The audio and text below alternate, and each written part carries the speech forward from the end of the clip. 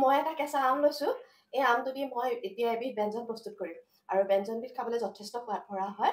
কেঁচা আমৰ ব্যঞ্জন বুলি ক'লে আমাৰ মনলৈ পটককৈ আহে আমৰ আচাৰ। কিন্তু আজি মই আমৰ আচাৰ বনাবলৈ অহা নাই। মই এইটো আমটো পুৰঠ হৈছে, কিন্তু আমঠুটো হোৱা নাই। আমৰ আচাৰ বনাবলৈ হ'লে আমঠুটো হ'লেহে ভাল লাগে। কিন্তু আজি মই আমঠু নাই হোৱা আৰু পুৰঠ আম দি এবিধ মিঠা ব্যঞ্জন প্ৰস্তুত কৰিম। আৰু কি ব্যঞ্জন প্ৰস্তুত কৰোঁ, ভিডিঅ'টোৰ মাজলৈ গ'লে সকলোখিনি কথাই গম পাব। আৰু এই ব্যঞ্জনটোৰ সৈতে ভাতো খাব পাৰি, ৰুটিও খাব পাৰি, সকলো বস্তুতে খাবলৈ কিন্তু যথেষ্ট সোৱাদ কৰা হয়। এতিয়া মই কি বনাওঁ আহকচোন, এতিয়া ভিডিঅ'টোৰ মাজলৈ যাওঁ। কেঁচা আমখিনি ধুনীয়াকৈ ধুই ল'লোঁ আৰু ধুই পেলাই এতিয়া মই পাতল পাতলকৈ বাকলিখিনি গুচাই লওঁ গোটেই আমখিনি। এই আমখিনিৰ বাকলি গুচাই মোৰ হৈ গ'ল আৰু হোৱাৰ পিছতে এতিয়া এইখিনি মই মিহি মিহিকৈ কাটিম। আৰু মই এতিয়া এয়া আমটো ফালি দিছোঁ।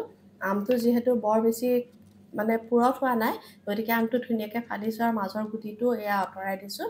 আৰু আঁতৰাই দিছোঁ এইখিনি জেগাতে আমঠুটো হয়। আৰু এই আমঠু হোৱা জেগাখিনি চাওকচোন, একদম কোমল হৈ আছে। এতিয়া মই গোটেই আমখিনি এনেকৈ মিহি মিহিকৈ পাতল পাতলকৈ সৰু সৰুকৈ যিমান পাৰোঁ সৰু সৰুকৈ কাটি লওঁ। অৱশ্যে এনেকৈ নাকাটি পিহনাত পিহি দিলেও হয়। এইখিনি আম মোৰ সম্পূৰ্ণকৈ কাটি হৈ গ'ল। আৰু এইখিনিত এতিয়া চেনি বা মিঠৈ দি অলপ সময় সানি থৈ দিব লাগিব।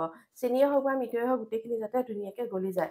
আজি মই ইয়াতে চেনি ব্যৱহাৰ নকৰোঁ, মিঠৈ ব্যৱহাৰ কৰিম। চেনি ব্যৱহাৰ কৰিলেও কিন্তু কোনো অসুবিধা নাই। আৰু মিঠাটো নিজৰ ওপৰত নিৰ্ভৰ কৰিব আৰু আমটোৰ ওপৰত নিৰ্ভৰ কৰিব। আমটো যদি মিঠা হয় তেতিয়াহ'লে মিঠাটো অকণ কম লাগিব, আৰু আমটো যদি বেছি টেঙা হয় তেতিয়াহ'লে মিঠাটো অকণ বেছি লাগিব। আৰু টেষ্টটো যদি বেছি টেঙা খাব বিচাৰে তেতিয়াহ'লে অকণমান মিঠাটো কম দিলেও হ'ব। আৰু আজি মই এইখিনি মিঠৈ লৈছোঁ আৰু এই মিঠৈৰ সৈতে এইখিনি এতিয়া মই ধুনীয়াকৈ সানি থৈ দিম।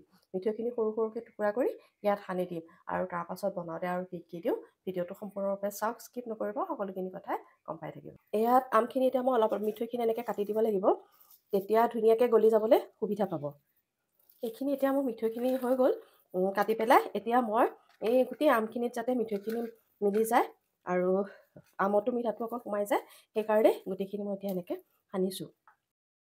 মিঠৈখিনি অকণমান সোনকালে গলিবলৈ ইয়াতে মই অকণমান পানী ছটিয়াই দিছোঁ। বেছি পানীও নালাগে, কাৰণ ইয়াৰ পিছত আমৰ পৰা যথেষ্ট পানী ওলাব, গতিকে মই সামান্যহে দিছোঁ। মিঠৈখিনি তেতিয়া অকণ গলিবলৈ সহজ হ'ব। আৰু এইখিনি এতিয়া দেখিছেনে, খুব ধুনীয়াকৈ গুড়খিনি গলি গ'ল। আৰু এতিয়া গলি যোৱাৰ পিছতে এইখিনি এতিয়া বনাবলৈ উপযোগী হৈ গৈছেগৈ। এতিয়া মই বনাম। তাৰপাছত কেৰাহী এটা পাতি দিলোঁ আৰু তাৰপাছত এতিয়া এই আমখিনি মই ইয়াতে ঢালি দিম। আৰু এইখিনি লাহে লাহে মই বনাই থাকিম। এতিয়া এইখিনি লৰাই থাকিব লাগিব মাজে মাজে, আৰু জুইটো মই মধ্যমীয়া আঁচতে দি থৈছোঁ, কাৰণ এইখিনি আমখিনি সিজিব লাগিব, অকণমান সময় লাগিব সিজিবলৈ। আমখিনি সিজিবলৈ ঢাকোনখন লগাই দিলোঁ আৰু অকণমান সময় পিছত, প্ৰায় 10 মিনিটমানৰ পিছত মই ঢাকোনখন উঠাই চাওঁ যে আমখিনি সিজিছেনে নাই। এতিয়া প্ৰায় 10 মিনিট হৈছে। এইখিনি খুটি চাইছোঁ কি হৈছেনো, উতলি আছে ধুনীয়াকৈ আৰু অলপ অলপ সিজিছেগৈ। এই আমখিনি টুকুৰা কৰি দিছোঁ। আমখিনি এনেকৈ টুকুৰা কৰি নিদি কিন্তু পিহনাত পিহি দিলেও ভাল হয় খাবলৈ, অকণমান সোনকালে হয়। আৰু মই অকণমান বেলেগ ডিজাইনত বনাওঁ বুলিহে এনেকৈ টুকুৰাকৈ কৰি দিলোঁ। আৰু এইখিনিত অকণমান, যিহেতু মই টেঙা আৰু মিঠা বনাইছোঁ, এনেকুৱাত অকণমান জ্বলা হ'লে ভাল লাগে, গতিকে মই কেঁচা জলকীয়া দিলোঁ। এইটো মোৰ ডিজাইনতে বনাইছোঁ, মই কেঁচা জলকীয়া দিলোঁ। সাধাৰণতে এইসমূহ বস্তু বনালে এতিয়া শুকান জলকীয়াহে ব্যৱহাৰ কৰে। শুকান জলকীয়াৰ গুড়ি দি দিয়ে, ৰংটোও ভাল আহে তেতিয়া। মই অৱশ্যে ৰংটোৰ কাৰণে ইমান চিন্তা কৰা নাই, যি ৰঙৰ হ'ব কিন্তু খাবলৈ সোৱাদ হ'লেই হ'ল। এইখিনি এতিয়া সেইকাৰণে মই কেঁচা জলকীয়া দি দিলোঁ। আৰু তেতিয়া সকলোৱে খাবও পাৰে, সৰু ডাঙৰ কথা নাই, বয়সস্থ মানুহেও খাব পাৰে। আৰু আজি মই তেনে উদ্দেশ্যে বনাইছোঁ। এতিয়া যিহেতু জলকীয়াখিনি দিলোঁ, জলকীয়াখিনি সিজক, তাৰ পৰা ৰস ওলাওক, অলপ অলপ জ্বলা হওক, আৰু এতিয়া আকৌ মই ঢাকি দিলোঁ। ধুনীয়াকৈ উতলি আছে আৰু ইয়াতে মই দি দিলোঁ নিমখ এচামুচ। চেনি, মিঠা আৰু টেঙা জ্বলাৰ এইটো বেলেঞ্চটো আনিবলৈ মই ইয়াতে দি দিলোঁ নিমখ। নিমখ চামুচ দি মই ধুনীয়াকৈ লৰাই দিছোঁ, যাতে নিমখখিনি ধুনীয়াকৈ সকলোখিনিতে মিলি যায়।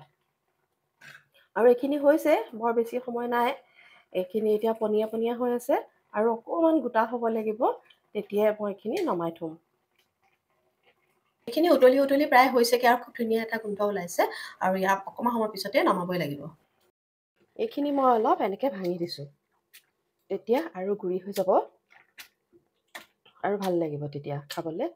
আৰু অলপ কিছুমান গোটা গোটাও হৈ থাকিব, তেতিয়া খাওঁতে মুখত এই আমৰ পাল্পটো মুখত লাগি লাগি গ'লে খুবেই ভাল লাগিব আৰু অকণমান সেইকাৰণে আৰু ঘন হৈ যাওক বুলি মই সেইখিনি এনেকৈ অলপ হেঁচা মাৰি মাৰি অলপ গুড়ি কৰি দিছোঁ গোটেইখিনি যাতে খুব ধুনীয়াকৈ মিশ্ৰণ হৈ যায় এইখিনি এতিয়া খুব ধুনীয়াকৈ উতলি আছে আৰু এইখিনি এতিয়া হৈ গ'ল দেখিছেনে কিমান ধুনীয়াকৈ হৈছে আৰু ইয়াতে অকণমান কাম এটা আছে সেই কামটো কৰিলে হৈ যাব এতিয়া এটা লুৰ কেৰাহী পাতি দিলোঁ আৰু ইয়াতে মই দি দিম এতিয়া মিঠাতেল অকণমান মিঠাতেল দিছোঁ বেছি মিঠাতেল দিয়া নাই বাৰু তেলখিনি গৰম হোৱাতে মই দি দিলোঁ ইয়াতে পাঁচফোৰণ আৰু পাঁচফোৰণখিনি ফুটিবলৈ দিলোঁ আৰু গেছটো অফ কৰি দিলোঁ আৰু এতিয়া মই এইখিনি ইয়ালৈ দি দিম এতিয়া এই পাঁচফোৰণখিনি গৰম হৈ থাকোঁতে এইখিনি মই ইয়াতে দি দিম এতিয়া